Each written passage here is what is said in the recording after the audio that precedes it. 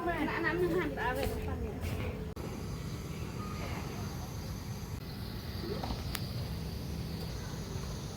โอ้สบายดีตอนแรกทุกคนมื้อนี้บ่ได้ไปถ่ายคลิปมื้อนี้ โอ้ถ่ายเป็นมุมสูงแถวนี้อัปเดตให้ทุกท่านได้เบิ่งเนาะมื้อนี้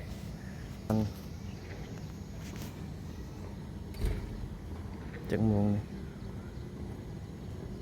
6 โมงเนาะเขต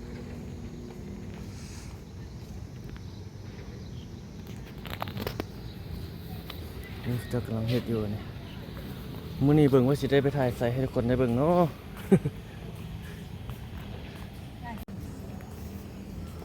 เฮ็ดโอทีต่อละโอ้สบายดีตอนแรงทุกคนเอ้ยออกมาก็รถติดคือเก่าอีกตอนแรงมาเบิ่งนี่ รถจักรยังใครเนาะเอาไปเทื่อรถจักรนี่เสียงไปรถใหญ่ที่เป็นแบบนี้แหละต่อก้นกันไปใส่นี่รถไฟ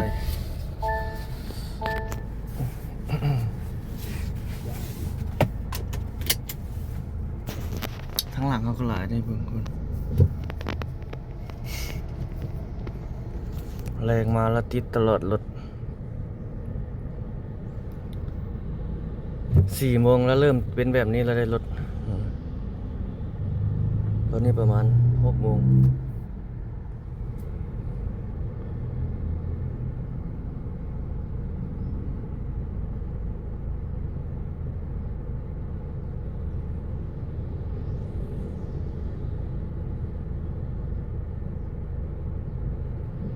รถติดยามแรง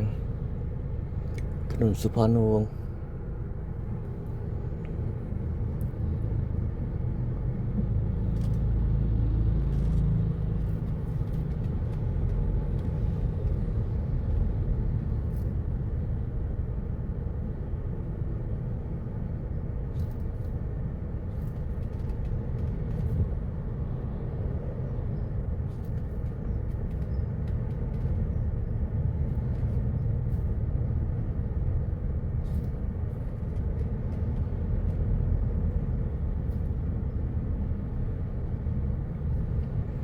เบิ่งบรรยากาศรถติดสดๆเบิ่งนี่ตลาดกกโพนะ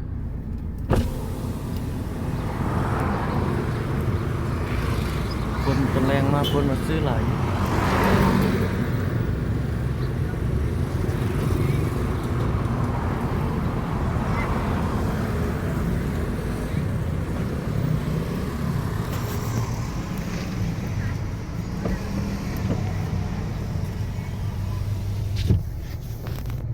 เบิ่งนี่มีห้านมีหยังบ่นี่กาแฟมีหยังจักอย่างอยู่ไหน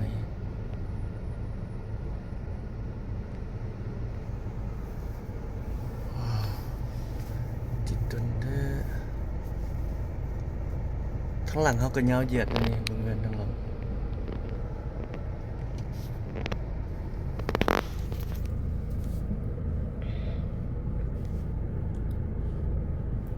อันนี้อยู่ตลาดกกโพเนาะเบิ่งเฮาสิไปฮอดสนามบินยังเหลืออีกจักนาที เนาะเบิ่งบรรยากาศแบบนั้นลองเบิ่งอันนี้อยู่ด้านหน้าตลาดกกโพอันนี้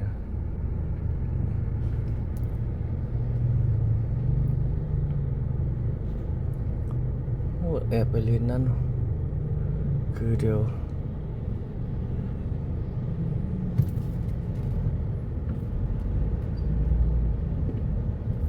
6 โมงแล้วรถยังหลายอยู่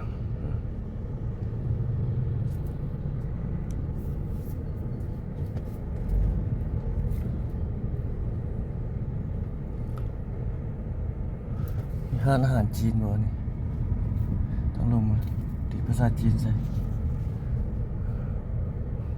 อ๋อถูกรถนี้เนาะ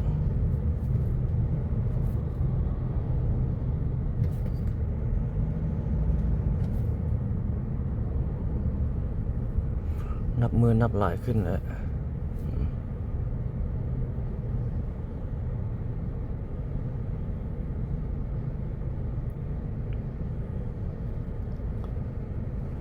นี่ก็จะกับประกาศขายดินนี่บ่ทุกคน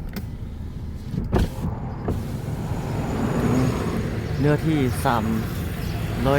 374 ตารางเมตรอยู่เขตบ้านหนองปะไนทางหน้าวัดไตน้อยโอ้รถไหลมีเสื้อผ้า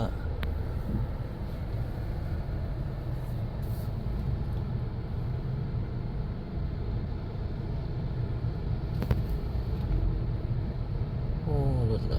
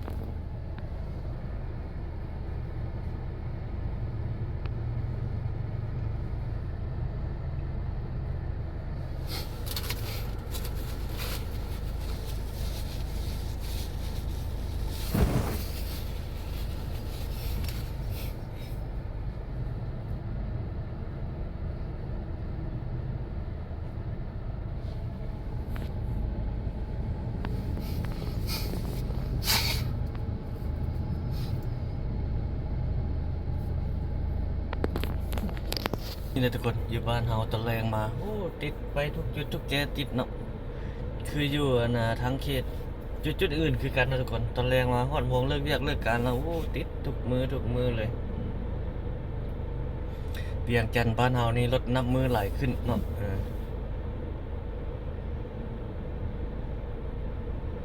อีก10 ปีข้างหน้านี่โอ้บอกว่าแห้งสิหลายกว่านี้ยาวเหยียดออกไปเราต้องได้แอบไปทางนั้นแล้วทุกคนทางนี้นี่เลนนี่ไม่ได้เรื่องแล้วนี่เปลี่ยนเลนก่อนโอ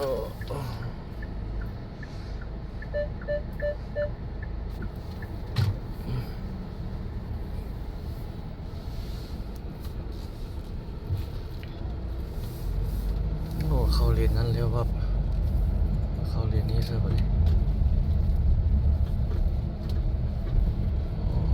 เลนนั้นนานเนาะมาเลนนี้ได้ไปไว้อยู่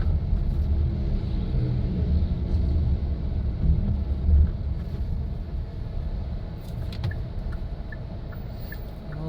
จอดบางคนเขาก็บ่ให้เอาไปเลย เซ็งมาขึ้นเลย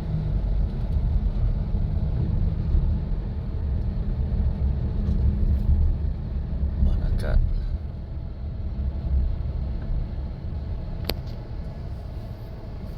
ติดที่นี่คือเราอีก7 นาทีแล้วทุกคนในรถติดเอาออกสังเจียงขึ้นมานี่มาฮอดนี่บักเดินละติดเกือบ10 นาทีละครับพี่รถบุติดนี่ประมาณ3-4 นาทีมันฮอดสนามบินหมดละ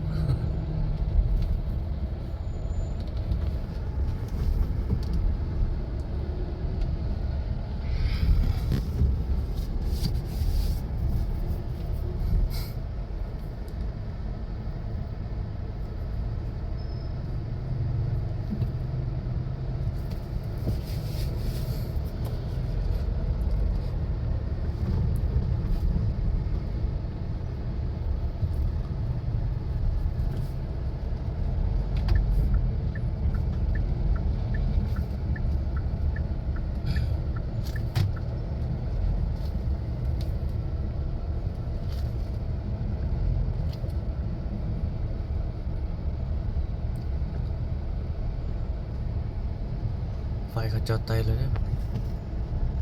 ไปยังทาง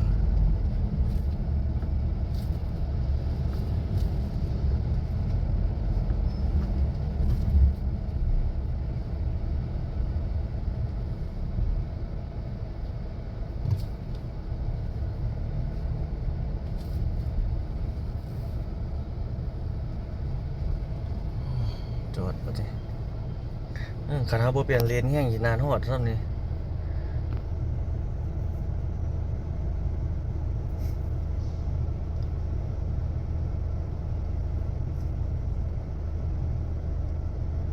เนี่ยทุกคนรถอยู่บ้านเฮาหลายขึ้นเรื่อยๆ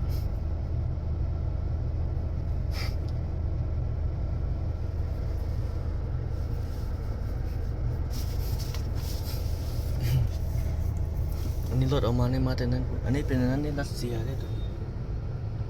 สุสานได้นี่แบบพระเจ้านั้นมาพระเจ้ามาเนี่ยไปแล้ว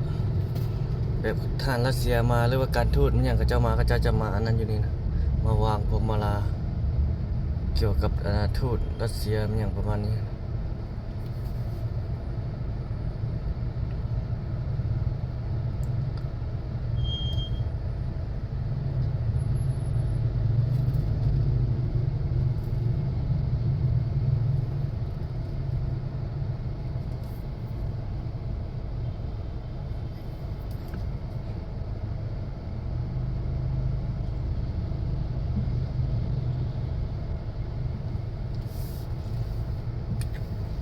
คือมาหลายในรถนี่ เนาะนับมือหลายขึ้นโอ้ดีแท้ทุกคนคนลาวเรามีรถหลายแบบนี้มันมีรถคนต่างประเทศเด้บ่แม่นมีแต่คนลาวเฮาเด้รถคนต่างประเทศอยู่ลาวเฮาส่วนหลายแม่นรถคนจีนนี่หลายอยู่เด้แบบคนจีนเขาอยู่ลาวเฮาก็หลายเด้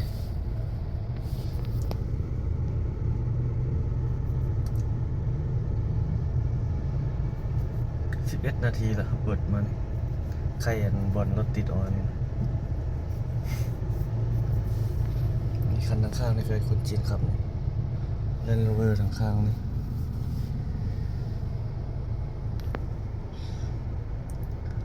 โอ้โหรถหลายจังเลย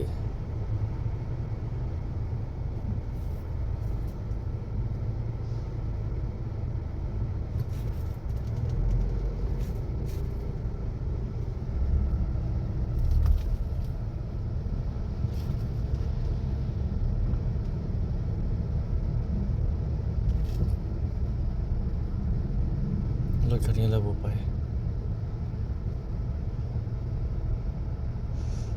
ค่อยๆ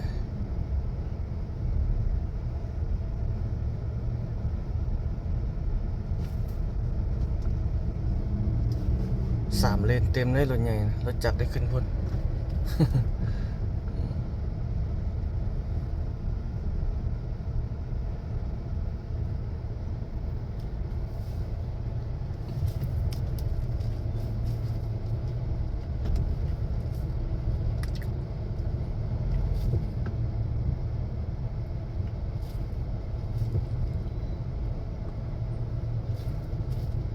เมื่อคืนนี้วานนี้ตัวแรงมานี่เขาเจ้าล้างทางเนาะเมื่อวานนี้ตัวแรงเอามาความคิดเฮามื้อนี้มันไปถ่ายคลิปมันไปอัปเดต BRT ทุกคน2 เทื่อนี่แล้วเฮาบ่ได้ไปตั้งใจว่าเลิกเวียกแล้วสิไปเจอเฮ็ดเวียก OT ต่อตลอดบัดเมื่อวานนี้ตั้งใจบ่ไปเพิ่นได้ไปกินเบียร์ มื้อนี้แบบตั้งใจไปเพิ่นได้เฮ็ดเวียกอีกโอ้เมื่อวานนี้ไปเล่นน้ำหมู่เนาะอยู่แคมป์ของถ่ายคลิปเกี่ยวอัปเดตไปทั้งปากทางดงนาทองเกี่ยวไปหนองแต่งสีไข่ลงมาแคมป์ของเมื่อวานนี้3 คนหมดเบียร์ประมาณ4 แก้วเมื่อวานนี้เบียร์ยามนี้ก็แพงได้กว่า1แต่ละห้านนี่จะบ่คือกันบางห้านก็30บางห้านก็32บางห้านก็35เบียร์ลาวแก้วใหญ่แต่ก่อนแก้วหนึ่ง14-15,000เนาะ13,000โอ้ซ้ำสิกินยามนี้ไปนั่งแป๊บเดียวนี่หมด3-4 แสนแล้วดิของแก้มนี่7-80,000ขึ้นหน้าดิยามนี้แต่ก่อน30,000ของกินของแก้มนะยามนี้บ่มีเลยขึ้นหมดแล้วไปตามสภาพเศรษฐกิจเนาะของโลกปรับเปลี่ยนไปคือแต่ก่อนมี3 ห่อ 5,000 ห่อ 1 2,000แต่ก่อนยามนี้ห่อ 1 5,000 6,000กีบ วางเงินแห้งคักวางเงิน7-8 พันยามนี้ลงมานิดนึงละ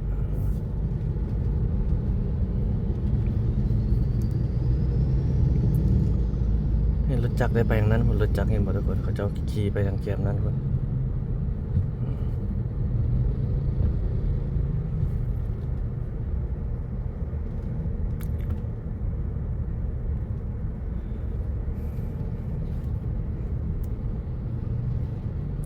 มื้อแรกนี่สิย่างไปซื้อของกินจังเจียงลงไปซื้อของกินนะบ่ว่ามันสิได้หยังมื้อนี้ลองเบิ่งมื้อแรงแต่ก่อนมีตะเวนแดงอยู่นี่ได้มีเทคมีบาร์ได้อยู่ในนี่แต่ยามนี้ก็เจ้าย้ายไปใส่ระเบิดยามยบแล้วสินี่บนค้างเข้าเครือหาดนี่นะตะเวนแดงเป็นผับเป็นบาร์แหละว่าไปป้ายโฆษณา LED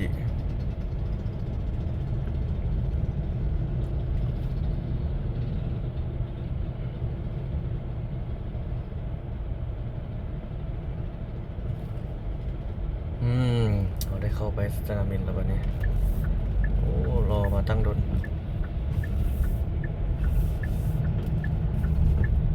บัตรโอไปนี่บ่ติดละฝ่าเบื้องนั้นบ่ติดขาเข้า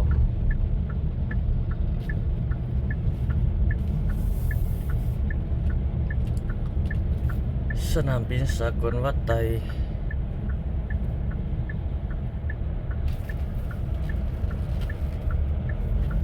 อันนี้เป็นแรงของเมื่อวันที่12ด้วยทุกคนเลยตึกอาคารทางหน้าเขาก็แล้วหลายแล้วนี่สำนักงานตำรวจประจำอยู่เขตสนามบินนี่นะมีหลายตึกอยู่เนาะโอ้โหมันมีหลายแผนกตำรวจตมแล้วว่าไปแล้วประจำการตำรวจตรวจคนเข้าออกเมืองกำลังสร้างตึกใหม่สนามบินแล้วนี่ปลายนี่บุญมีไผ่เศร้าเขามาเศร้าโฆษณาช่อง YouTube บ่ บุญมีไผ่เศร้ารอเบิ่งเนาะช่องดังๆเขาเจ้าเศร้าได้อยู่ดอกเขานี่บุญมีสาระมันอย่างจะไปถึงขั้นนั้นดอกเนาะมีแต่ทักทายทุกท่านแบบวิถีชีวิตของเขานี่แหละเนื้อหาก็แบบบ้านๆเฮานี่แหละตามภาษาเฮานี่แหละแขกเฮาอยู่ทางหน้าพุ่นพิเศษกับแขกมา2 เทื่อแล้วแขกคนนี้มาสวยนี่บ่ได้มาบัดนี้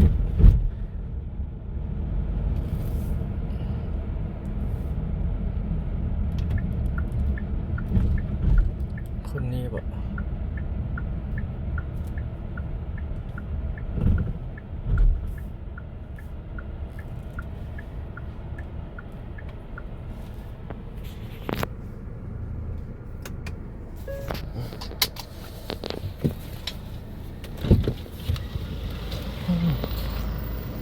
นี่ใส่ละ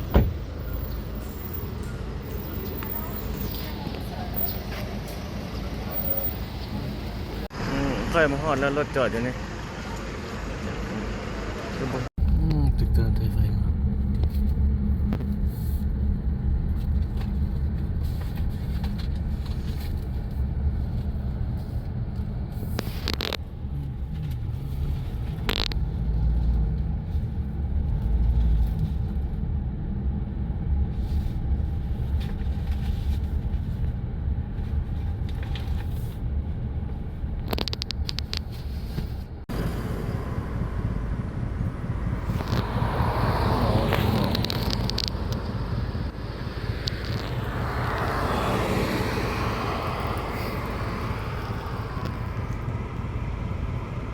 โอทีต่อบ่ได้ไปถ่ายคลิปซ้ำวันนี้เฮ็ดเวียกต่อ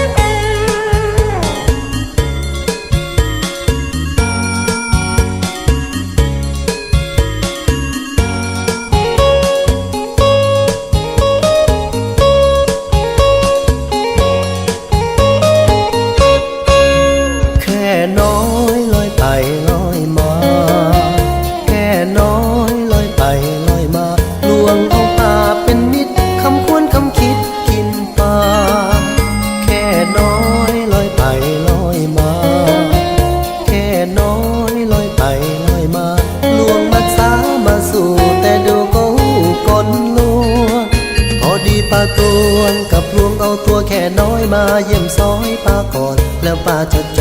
รไปตามแค่น้อยตัวพลอยตัวงามพยายามไปสู่ที่พักที่อยู่ของป้าบอกคำนึงนะว่าจะมีโพยภัยบอกคำนึงนะว่าจะมีโพยภัยพอลุยตัวไปในจันทร์ประตูก็ลั่นลงพาแค่น้อยอภัพอภายเมื่อแค่หูบ่ายมัดสาก็กายหลอดปองมือนั้นตาดีเดินจองมองจองมือนั้นตาดีเดิน